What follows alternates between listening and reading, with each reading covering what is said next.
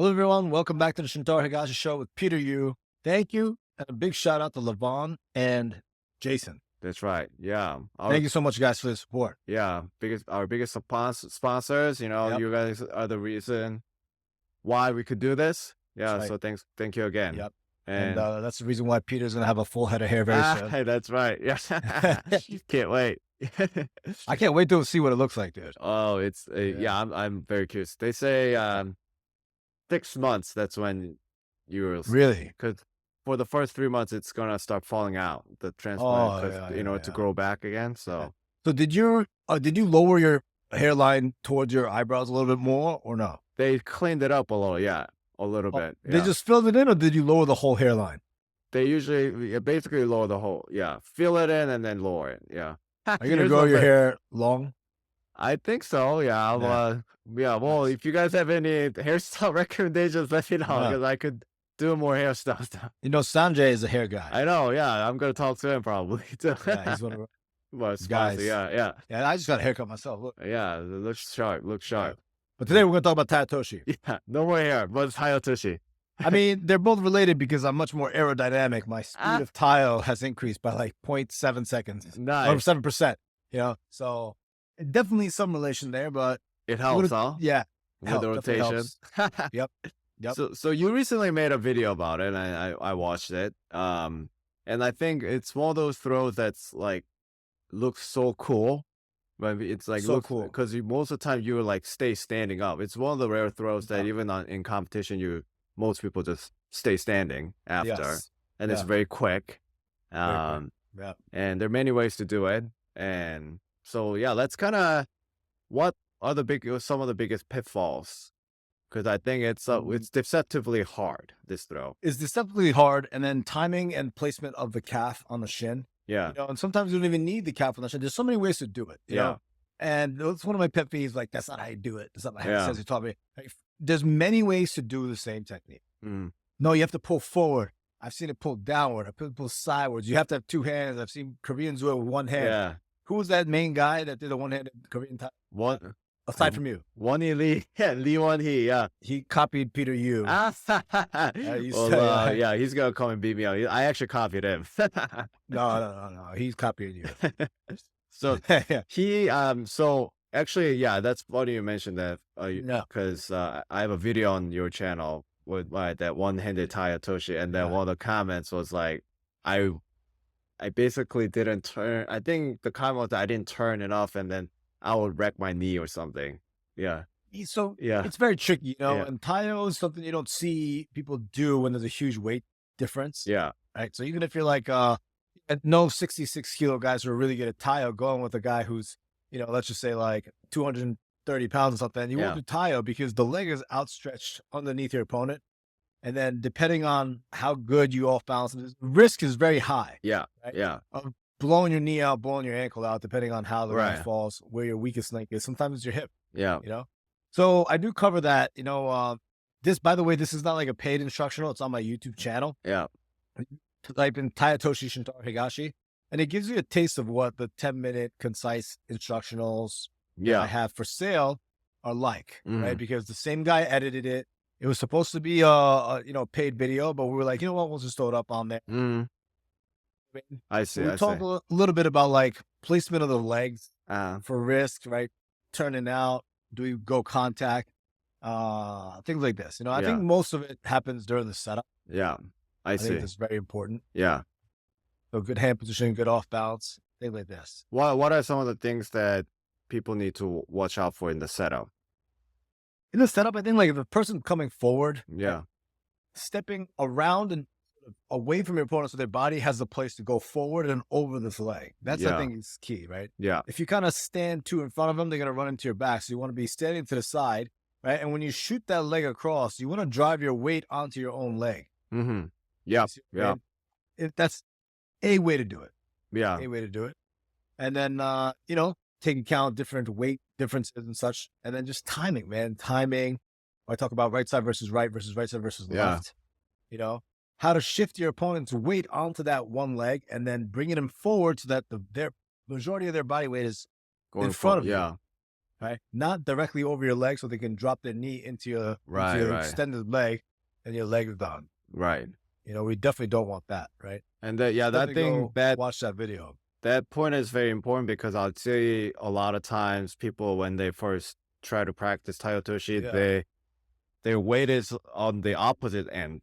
And then what happens is your hip sticks out and then you end up blocking your partner from going over your leg. So things like that. Those like little things, you know. Little things, threading that foot right next to their foot. You know?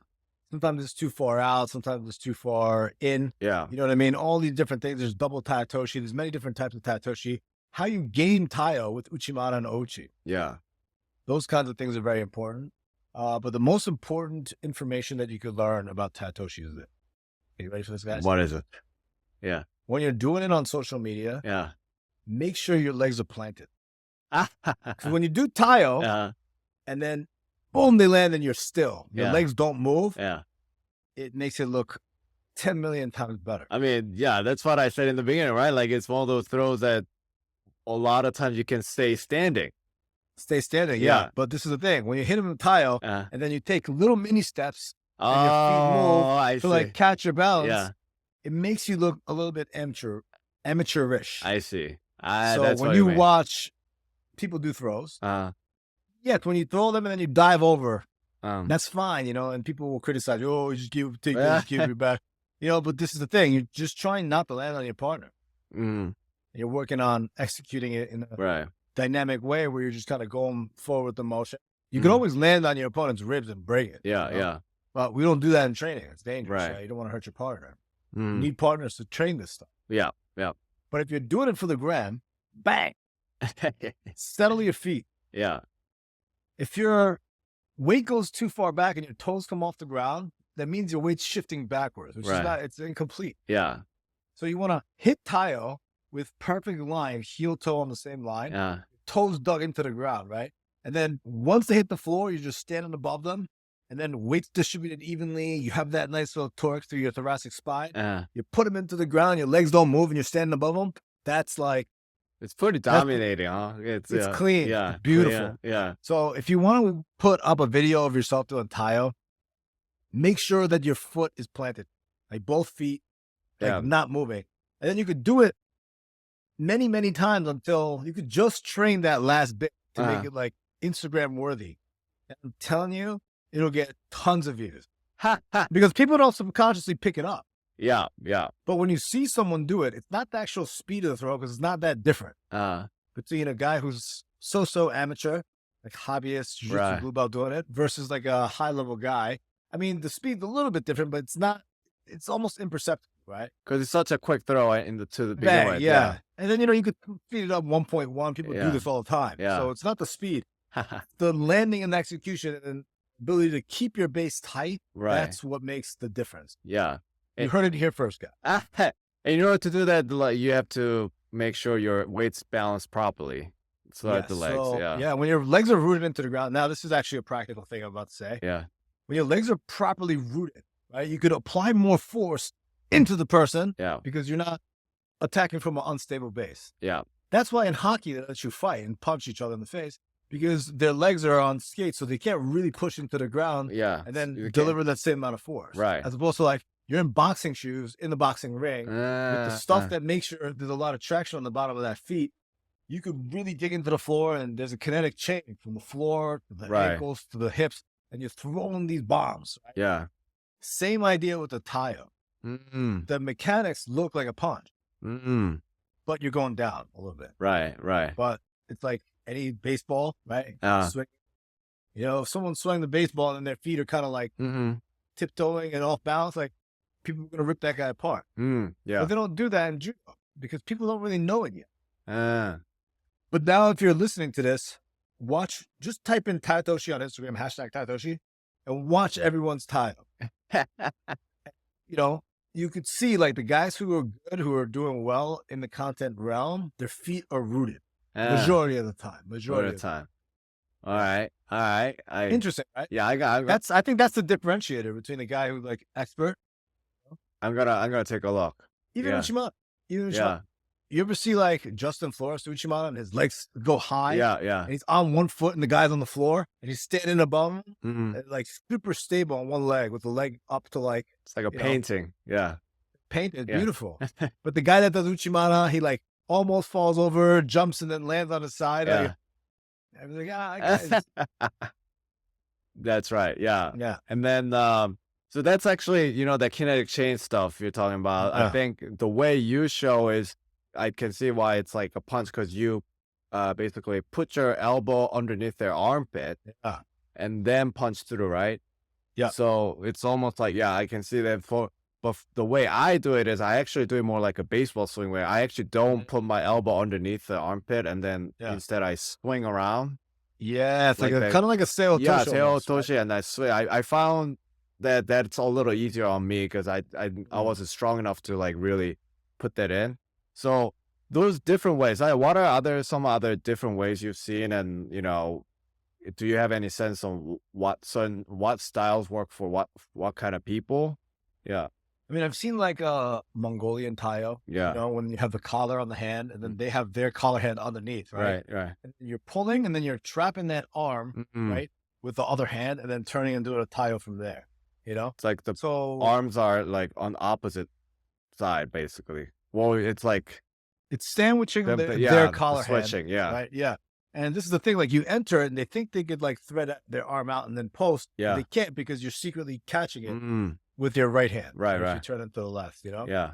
So that's one. The Korean Sanagi sleeve and hand on the bicep. Yeah. They say one-handed Taio, but you're really using two hands. Yeah.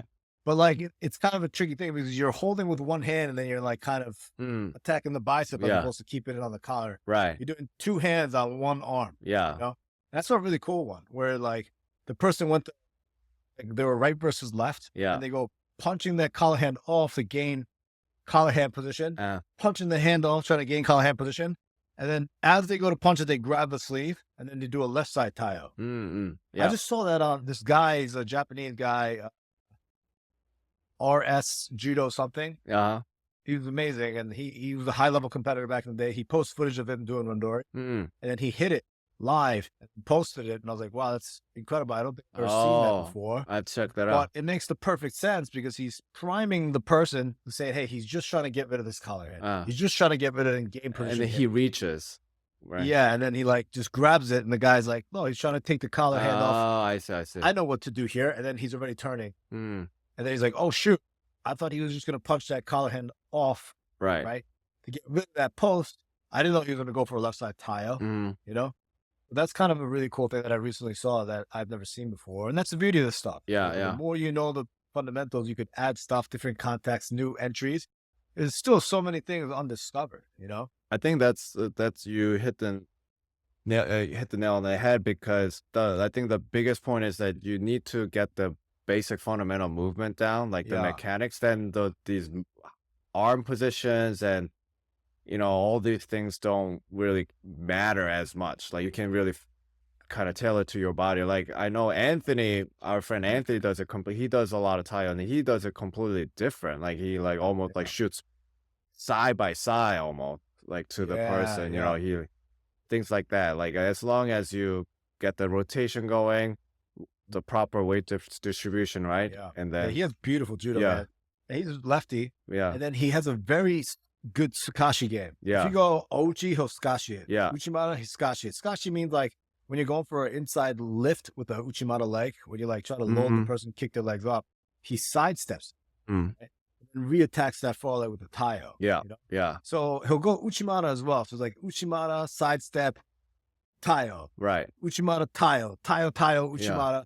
And then he'll wait for you to enter that leg and he'll sidestep it and counter you, Yeah. So, and then he has a drop Sanai to the weak side. It's just like such a perfect system, and he does it really good because he fights for hand position. He's very good. He's very good at keeping that sleeve hand, forehand, so what an unbelievable judoka that guy is. Yeah. Such clean technique. So there's so many, we've seen so many different variations on this throw. Yeah. And, so I think again, like the fundamentals is very important. And let's kind of talk about how to properly practice it. Like, do you usually recommend people? I'm sure a lot of people ask you about Tai Otoshi, and do you I just mean, say like Uchikomi. Uchikomi or and Uchikomi is a tiny part of it. I'm yeah, a big believer in not doing 10,000 Uchikomis a day. yeah, You know, I think it's just point of diminishing returns. You hit that pretty quick, and now yeah, you're just kind of wasting time. right. If you're doing it wrong, you're just Reinforcing the wrong reinforcing bad way. Yeah, habits. yeah, Yeah. So Uchikomi, moving Uchikomi, 3-person Uchikomi, Nagakomi, and then kind of doing these drills where you're like putting it all together: grip yeah. fighting, moving, feinting, going here, going Situational there. training. Yeah, Situational training, something we did a yeah, podcast on before. yeah, Go check that out, and then just kind of having like, like a drill mentality where like conceptually, you're not trying to memorize patterns. yeah, You understand these little chunks of things that you do. yeah. Feint one way, attack the other direction. It's a misdirection. Gain position and then attack Taio or something Right. like this. Drilling this and being able to improvise Mhm. different attack systems. I think that's the way you get the most out of it. Right. Do you Yeah. so on the flip side, do you see any people that you wouldn't recommend Tai Otoshi to? Like, Yeah, I mean, if you have knee problems, ankle problems, your legs are kind of flimsy, yeah, that kind of yeah, I see. like, it can be a little bit risky. Lightweight can do it on other lightweights, but I Yeah. don't really suggest lightweights doing Taio on heavier people. You wouldn't you wouldn't include Tai Otoshi as part of old man judo? I mean, if Yeah. you're a heavyweight, maybe, Yeah, if you're a heavyweight, super tall, yeah, like you could do Taio, no problem. You could shoot across and reach right, the opponent's legs. They can't reach yours, right? But I think if you're much lighter, yeah, Seanagi, much more safer. You have both legs underneath right, you, right. one leg out extended, and the beauty of the Tai Otoshi, it's like you're on both legs, so you're much more stable, not like an Uchimata. Yeah. But that instability is great because the opponent's unstable as well. So Mm, if you have an edge of being able to balance yourself on that leg more, understand that position better, you have an advantage. I see. So Uchimata, how it integrates the Taio, yes. Big man, yes. But heavier the guy is, the more weight that it might land on your leg. Mm, It's risky. It's risky. I see. Yeah. I know people do drop Taio. Oh yeah, that I don't love always, dropping yeah. Taio. I feel I'm like always sus about that. I've never me really too. seen any catastrophic injuries with drop Taio. But you're I kind of feel like like- you with drop serenage, you can kind of minimize the impact on your knees if you're properly underneath and whatever. But Yes. then Yeah. with drop tie, you kind of have to slam on your knee, right? Yeah. Yeah. So But it's just the outstretched leg Yeah. that can potentially be sat on. Right. So I don't like having my limbs underneath anyone. like, yeah, I'd see. Even like that's why I don't like people doing Tai Otoshi on me. Yeah. Very aware of that, keeping them at a distance, Yeah. not getting in a position where I can get, Yeah. there's them sitting on that knee, and essentially you're throwing your legs underneath the person. Mhm. One leg Yeah. extended. Ooh. So it's a little bit risky. You have to really know what you're doing if you're gonna attack Yeah. the stuff from Randori. Yeah. And I know people love Taio.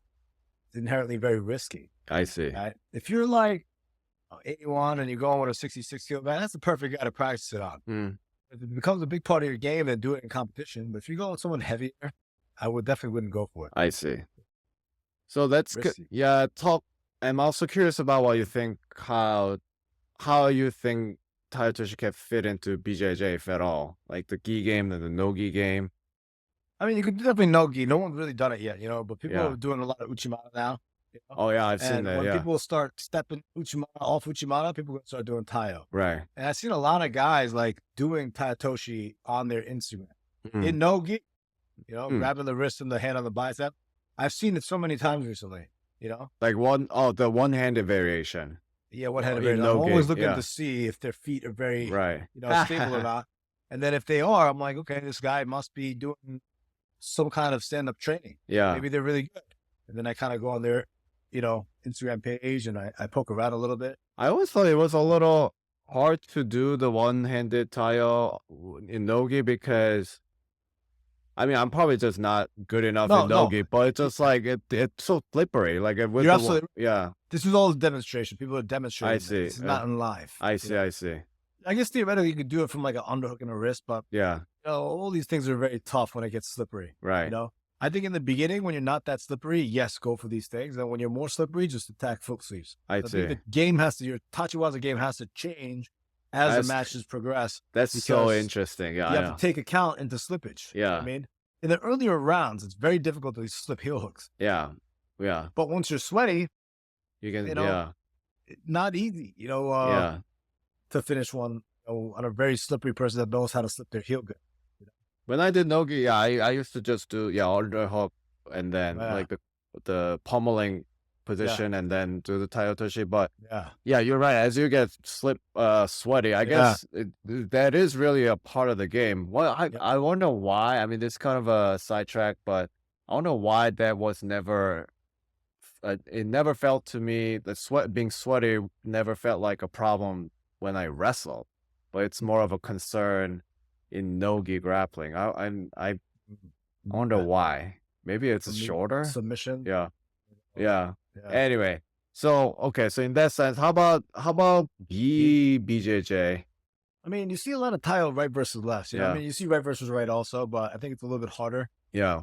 Actually, it's not. I mean, you see more Tai right versus left, I think. Yeah. In BJJ. And when you're doing I mean in judo. But like when you're doing BJJ, a lot of guys just mirror their opponent's stance, right? So you see right versus right, right versus left. No one has a right versus left strategy. Yeah.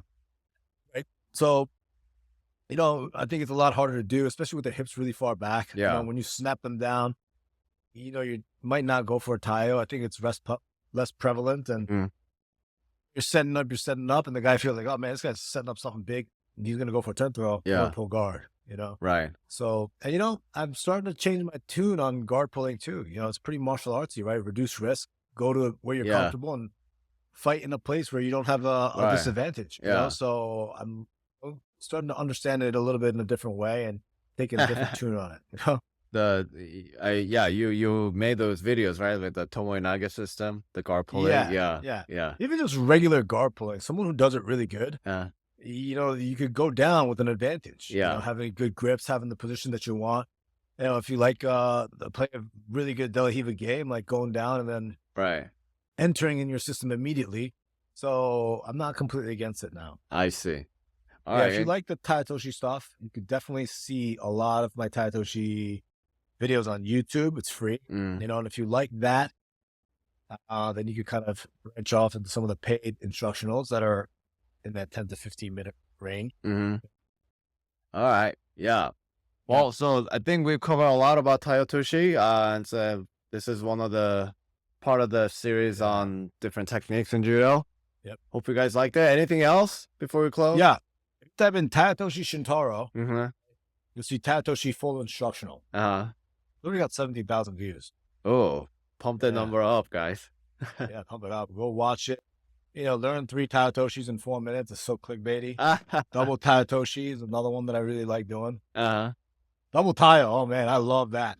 Sometimes I hit that and I feel like a king. Yeah. I'm like, wow. You hit one and then you follow up with another Tai? Is that it? I mean, I go Tai out to the inside leg and then I go Tai out to the other leg. Oh, you kick it out and then do it again. I see.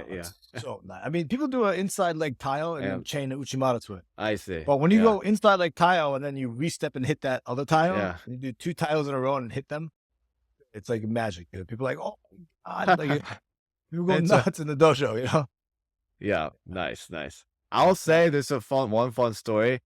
There's only a few times I've thrown Shintaro for legit, and I'll say one time was one-handed Tai. I caught the one left side Tai and you hit with a Tomonage once. Yeah, those are the only. Yeah, I remember that. That was pretty. I still have nightmares about that. But Tai, it's like it feels so great. I feel like everyone should check. Try to learn Tai Otoshi. It's such and the way you set it up is very cool too. Because you're right versus right, and I have the sleeve. Yeah, and then you're trying to get my hand off, and then you turn. So yours is truly a one-handed Tai Otoshi. It is. You only have one hand on gripping the person. Yeah. That's the one elite style. Or he copied off of me. He copied you allegedly.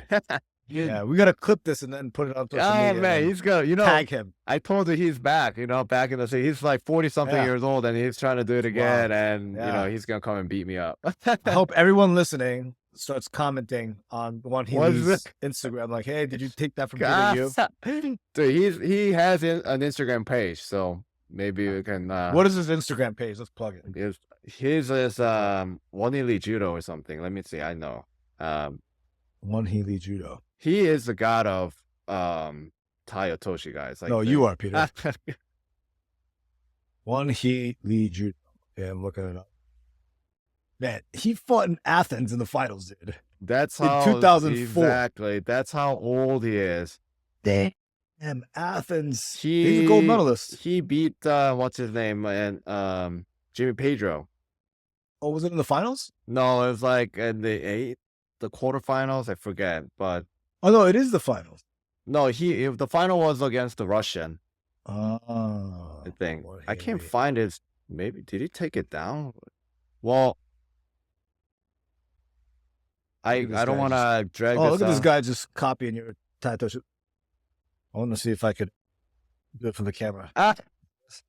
Oh yeah, that's dude, that copied off of me. Everyone go tag Peter. Says it's judo _ Lee Won Hee. That's his Instagram. Oh, nice. Go check it out. Yeah. Comment on his thing. He's gonna be like, "What are all these Americans? Who is this guy, Peter? You?" That would be funny. Yeah, you're gonna look at your page and be like, "Who is this? I know 21-year-old guy." He just went from like 33 to 21 in a couple of days. All right, yeah. That's about it, guys. We'll see you guys in the next episode. Yep. Thank you very much, guys.